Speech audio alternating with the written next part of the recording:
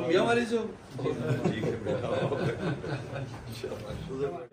جان میری جان آئے گا عمران خان، اللہ سے یہ دعا ہے، اللہ سے یہ دعا ہے نیا بنے پاکستان، جان میری جان آئے گا عمران خان انشاءاللہ۔ حقیقی آزادی وہ کیا ہے؟ حقیقی آزادی یہ ہے کہ جو ایک آپ کا ملک کا نظام ہے وہ آپ کو انصاف دے کے آزاد کرتا ہے۔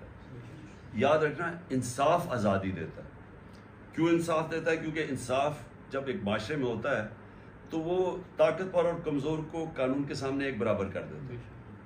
جب ایک برابر ہوتا ہے تو لوگ آزاد ہو جاتے ہیں، اور یہی ایک فرق ہوتا ہے سب سے بڑا ایک معاشرہ جو آزاد ہے اور جو غلام ہے۔ جو غلام ہے ادھر حقوق نہیں ہوتے، تو جو طاقتور ہے وہ قانون سے اوپر ہوتا ہے، این آر او لے لیتا ہے، بیچارہ غریب آدمی جیل میں ہوتا ہے۔ وہ کبھی بھی نظام نہیں چلتا، کیونکہ حضرت علی کا قول ہے کفر کا نظام چل جائے گا لیکن ظلم کا نہیں چل سکتا، نا انصاف۔ دوسری چیز یاد رکھنا کہ نبی صلی اللہ علیہ وسلم نے سب سے پہلی چیز مدینہ میں انصاف قائم کیا تھا۔ اللہ کہتا ہے نا کہ ان کی سنت پہ چلو، اللہ ہمیں حکم دیتا ہے کہ ان کی زندگی سے سیکھو، تو ان کی زندگی مدینہ کی ریاست تھی، تو سب سے پہلے انسانوں کو آزاد کرنے کے لیے انہوں نے انصاف قائم کیا۔ خوشحالی بعد میں آئی، پہلے انصاف آیا۔ اور جو دوسرا آزادی ہے، ایک آزادی ہوتی ہے کہ آپ کو معاشرہ آزاد کر دیتا ہے، جس کے لیے ہم سب لڑ رہے ہیں۔ ہماری یہی کوشش ہے نا کہ ہمیں اس ملک میں انصاف ہی نہیں ہے کہ ایک طاقتور کے لیے ایک قانون، دوسرے کے لیے دوسرا، ڈنڈے مار رہے ہیں آپ کو، آپ اپنا کوئی آپ قانون نہیں توڑ رہے لیکن آپ کے اوپر حملے کر رہے ہیں، اور دوسرے قانون سارے توڑ رہے ہیں اور وہ ان کو پولیس حفاظت کر رہی ہے۔ لیکن دوسرا جو اندرونی آزادی ہے، جو آپ کو آزادی ملتی ہے نا اندر سے، وہ پھر آتی ہے جو کہ قرآن شریف کے اندر ہے۔ جب آپ اس کے اوپر عمل کرتے ہیں، جب آپ نماز میں کہتے ہیں اللہ مجھے سیدھے راستے پہ لگا، تو جو سیدھا راستہ ہے وہ نبی صلی اللہ علیہ وسلم کا راستہ، کیونکہ وہ چلتے پھرتے قرآن تھے۔ تو اس کے اندر دو چیزیں، سب سے پہلے لا الہ الا اللہ، کہ کوئی نہیں ہے خدا سوائے اللہ کے۔ اس کا مطلب میں کسی کے سامنے نہیں جھکتا سوائے اللہ کے، یہ میری آزادی کا دعویٰ ہے۔ دوسری چیز کہ واضح ہے کہ جو سب سے جو انسان کو غلام بناتی ہے نا، وہ تین چیزیں بناتی ایک ہی چیز ہے، لیکن اس کے تین پہلو ہوتے ہیں۔ وہ ہے خوف۔ خوف انسان کو غلام بنا دیتا ہے۔ میں اپنے حقوق کے لیے نہیں کھڑا ہوتا کیونکہ مجھے ڈر ہے کہ مجھے میری روزی چلی جائے گی، مجھے جان سے مار دے گا، مجھے ذلیل کر دے گا۔ یہ تین سب سے بڑے خوف ہیں۔ اللہ نے قرآن میں واضح کر دیا کہ تینوں میرے ہاتھ میں ہیں۔ نہ تمہاری زندگی موت تمہارے ہاتھ میں ہے، نہ تمہاری عزت ذلت۔ کوئی پیسے والا آدمی ہے تو اس کو عزت نہیں ملتی، کیونکہ عزت اللہ کے ہاتھ میں ہے، اور کوئی جتنی مرضی کوشش کرے آپ کو ذلیل نہیں کر سکتا، کیونکہ اللہ نے اپنے ہاتھ میں رکھا ہوا۔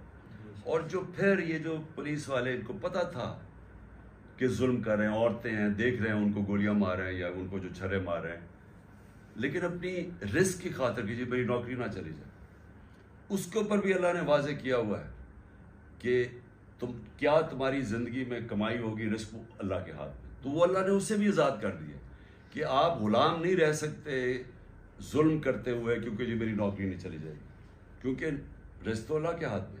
تو اصل میں انسان آزاد ہو جاتا ہے اندرونی طور پہ بھی، اور باہر اگر آپ انصاف قائم کر دیں، جس کی ہم جنگ لڑیں، تو آپ دونوں طرح۔ تو جب ایک معاشرہ آزاد اور انسان آزاد ہو جاتے ہیں، وہ پھر وہ بنتے ہیں جو مدینہ کی ریاست میں نبی صلی اللہ علیہ وسلم نے ان عربوں کو آزاد کیا تھا جن کی دنیا میں کوئی حیثیت نہیں تھی۔ اگلے یعنی 622 انہوں نے ہجرت کی، 625 تھی جنگ بدر، 313 لوگ تھے۔ 11 سال کے بعد 636 جو سپر پاور تھی رومن ایمپائر بیزنٹائن، وہ گھٹنے ٹیکتا ہے 636 میں، اور 627 میں جو دوسری سپر پاور ہے ایران جو تھا، وہ گھٹنے ٹیک دیتا ہے۔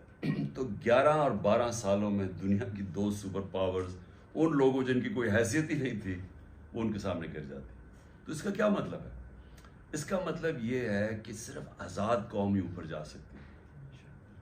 غلام قوم اوپر نہیں جا سکتی. تو انہوں نے جب لوگوں کو آزاد کر دیا، معاشرے کو بھی، اور اس کے بعد ذہن اندرونی طور پہ لوگوں کو آزاد کر دیا، وہ بڑے انسان بن گئے. تو جس کو بعد میں علامہ اقبال کہتے ہیں اقبال کا شاہین. شاہین تو وہ جب اوپر جاتا ہے جب اس کی زنجیریں توڑ دیتا ہے. تو جو ہم اب کوشش کر رہے ہیں، اور آپ سب نے جو اتنی دلیری سے کھڑے ہوئے اس دن، اصل میں آپ آزادی کی کوشش کر رہے ہیں اس ملک کے لیے. اور آزادی کبھی بھی کوئی پلیٹ پہ نہیں دیتا. آزادی کے لیے جدوجہد کرنی پڑتی ہے. انسانی تاریخ ہے کہ جب تک آپ قربانی نہ دیں آپ آزاد ہوتے نہیں ہیں. کیونکہ جو آپ کو غلام بنا کے جو فائدہ اٹھا رہا ہے، جو اس نظام سے فائدہ اٹھا رہا ہے، وہ آپ کو آرام سے تو نہیں دینے لگا نا. اگر میں اربوں روپے بنا رہا ہوں اور میرے باہر لنڈن میں پراپرٹیز ہیں اور ہر طرف مجھے پیسہ بن رہا ہے، تو میں کیوں آپ کو آزاد کروں گا جب مجھے وہ نظام فائدہ دے رہا ہے. اس لیے اس کے لیے جدوجہد کرنی پڑتی ہے، جو کہ آپ نے کی. انتشار کا مطلب یہ ہے کہ وہ یہ سمجھتے ہیں کہ اگر انتشار ہوگا تو الیکشن نہیں ہوگی. وہ الیکشن سے بھاگ رہے ہیں، ان کو پتہ ہے عوام ادھر آ کے کھڑی ہو گئی. ہمارا انٹرسٹ یہ ہے کہ انتشار نہ ہو.